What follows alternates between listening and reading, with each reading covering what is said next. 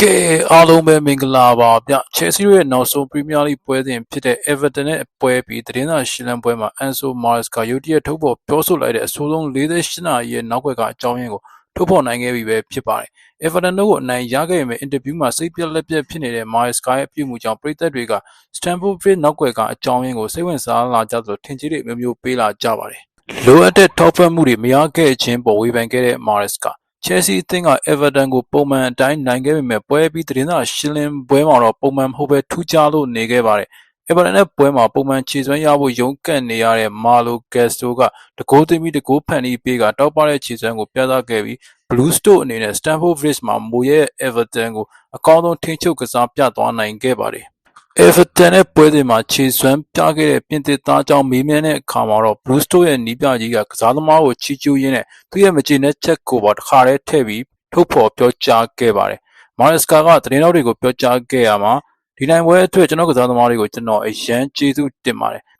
ပြဿနာတွေအများကြီးနဲ့ရှုပ်ထွေးတဲ့ရဲတရပတ်တွေအပြီးမှာတော့သူတို့အကောင်းဆုံးစွမ်းဆောင်ရည်ကိုပြသနိုင်ခဲ့ပါတယ်။ပြီးခဲ့တဲ့48နာရီကကျွန်တော်ရဲ့ Chelsea နီးပြဘွားမှာအဆိုးဆုံး48နာရီပါပဲ။ဘာဖြစ်လို့လဲဆိုတော့အသင်းတာဝန်ရှိသူအများစုကကျွန်တော်ကိုမထောက်ခံခဲ့ကြသလိုအားလည်းမပေးခဲ့ကြပါဘူး။မာလိုရဲ့ခြေစမ်းအတွက်တော့ကျွန်တော်အရန်ပျော်ရွှင်မိပါတယ်။မာလိုနဲ့ကျန်တဲ့အသင်းသားတွေရဲ့စူးစမ်းအားထုတ်မှုကိုလည်းအတိအမှတ်ပြုပါတယ်။သူတို့အားလုံးကဒီကလပ်ကိုကူညီဖို့အသင့်ရှိနေတယ်ဆိုတာကိုပြသလိုက်တာပဲလို့ပြောကြားခဲ့ပါတယ်။အားပေးထောက်ခံမှုမရခဲ့ခြင်းအတွက်ဘသူကိုအပြစ်တင်မလဲဆိုတဲ့မေးခွန်းနဲ့အခြားအချက်လက်တွေကိုမီဒီယာတွေကဖိမေးခဲ့ပေမဲ့ Maresca ကကျွန်တော်ကလပ်ကိုရောက်တဲ့အချိန်ကလေးကတခါမှမကြုံဘူးတဲ့အဆိုးဆုံး48နာရီပါ။လူတွေကကျွန်တော်ကိုရောအသင်းကိုပါအားပေးထောက်ခံမှုမပြုကြဘူးလို့ဖြေကြားခဲ့ပါတယ်။မီဒီယာတွေက Maresca အနေနဲ့ပရိသတ်တွေနဲ့ပြဿနာဖြစ်တာလားကလပ်အဖွဲ့ဝင်တွေနဲ့သဘောထားမတိုက်ဆိုင်တာလားဆိုပြီးမေးမြန်းခြင်းကိုအတိအကျတော့ကျွန်တော်မပြောချင်ပါဘူးပရိသတ်တွေကိုကျွန်တော်ချစ်ပါတယ် Chelsea ပရိသတ်တွေနဲ့ပတ်သက်ပြီးအရန်ကိုပျော်ရွှင်ရပါတယ်လို့ဖြည့်ဆွက်ပြောကြားခဲ့ပါတယ်ဗီဒီယိုဩဇာကြီးမားတဲ့ The Sun သတင်းစာကြီးကတော့ Maresca နဲ့ပြဿနာတက်တာက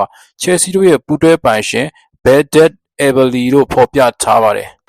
Eberle အနေနဲ့ Chelsea ရဲ့ပွဲစဉ်တိုင်းကိုအမြဲတမ်းကြည့်ရှုအားပေးတတ်ပေမဲ့စနေနေ့မှာကစားခဲ့တဲ့ Everton နဲ့ပွဲစဉ်ကိုတော့လာရောက်ကြည့်ရှုခဲ့ခြင်းမရှိပါဘူး။ The Sun ရဲ့ဖော်ပြချက်အရအီတလီနီးပြအနေနဲ့မီဒီယာတွေနဲ့မတွေ့ဆုံခင်မှာအလို့မှုဆောင်တွေနဲ့အစည်းအဝေးလုပ်ပြီးပွဲပြီးသုံးသက်ချက်တွေပြန်လည်စစ်ဆေးလေးရှိပေမဲ့ Everton နဲ့ပွဲပြီးမှာတော့အလို့မှုဆောင်အစည်းအဝေးမရှိခဲ့ဘူးလို့သိရပါတယ်။ Chelsea နီးပြကတော့ဘိုးဖွဲ့နဲ့ပြဿနာဖြစ်နေတာဆိုတဲ့မေးခွန်းကိုပယ်ချခဲ့ပြီးပြီးခဲ့တဲ့သတင်းပတ်တွေက Leeds နဲ့ Atalanta တို့ကိုစတိုက်ဆုံးရှုံးခဲ့ခြင်းကအသင်းအတွင်းမှာနားလည်မှုတွေရောထွေးပြီးအခက်အခဲချို့ဖြစ်ခဲ့ခြင်းကိုစိတ်ပြည့်နေစေဖြစ်ကြောင်းပြောကြားခဲ့ပါတယ်။ပြန်လည်စတင်လာနိုင်တဲ့ Chelsea တို့ရဲ့မန်နေဂျာကွဲပြဲဇလန်လက်ရှိ Chelsea အသင်းရဲ့အကြီးအကဲအများစုကထိပ်တန်းရင်ဆိုင်မှုတွေကိုလက်ခံလေးမရှိသလို Everton နဲ့ပွဲပြီးအင်တာဗျူးကြောင့် Maresca အနာဂတ်ကအပြောင်းလဲဖြစ်စေနိုင်ပါတယ်။အရှိမလဲ Thomas Tuchel လိုချန်ပီယံကြီးရယူပေးခဲ့တဲ့နီးပြကိုကွင်းအတွင်းအသင်းတာဝန်ရှိသူတွေဂိုင်တွယ်ရခက်ခဲပြီးအငင်းခုန်တန်တဲ့တုံ့ပြန်မှုကြောင့် Chelsea ဘိုးဖွဲ့ကအလျင်မြန်မဲ့ထုတ်ပယ်ခဲ့ပါတယ်။နီးပြတူဟဲကိုထုတ်ပယ်လိုက်တာက Chelsea တို့အတွက်အင်မတန်မှကိုနစ်နာတဲ့လုပ်ရဖြစ်ခဲ့တယ်လို့တူဟဲကိုထွက်ပြီးနောက်ပိုင်းမှာတော့1ဘီလီယံကျော်တန်ကြေးရှိတဲ့ကစားသမားတွေကိုပိုင်ဆိုင်ထားပေမဲ့နောက်ပိုင်းနီးပြတွေဖြစ်တဲ့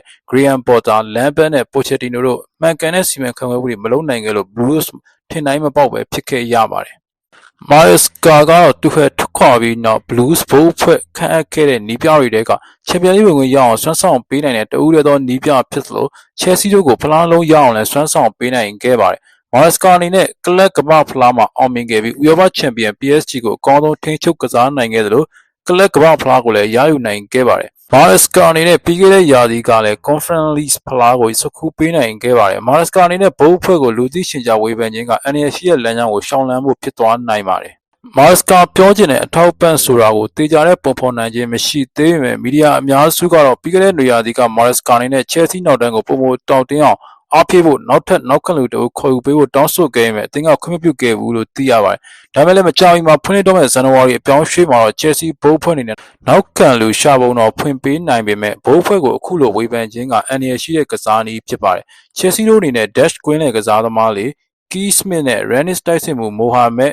Kadamidi တို့ကိုချိတ်ဆက်နေတဲ့သတင်းတွေထွက်ပေါ်လို့နေမဲ့ Maresca လိုချင်တဲ့နောက်ခံလူရှာဖွေရေးအတွက်အသံတွေကတော့တိတ်ဆိတ်နေတော့မှာပဲ။ Maresca စိတ်တိုင်းမကျတဲ့ Chelsea နောက်တန်းလိုအပ်ချက်နဲ့ပတ်သက်ပြီးမိတ်ဆွေတို့ရဲ့အမြင်လေးတွေရှိရင်ဆွေးနွေးပေးပါအောင်ကြည့်ရှုနားဆင်ပေးတဲ့အတွက်ကျေးဇူးတင်ပါတယ်ဗျ။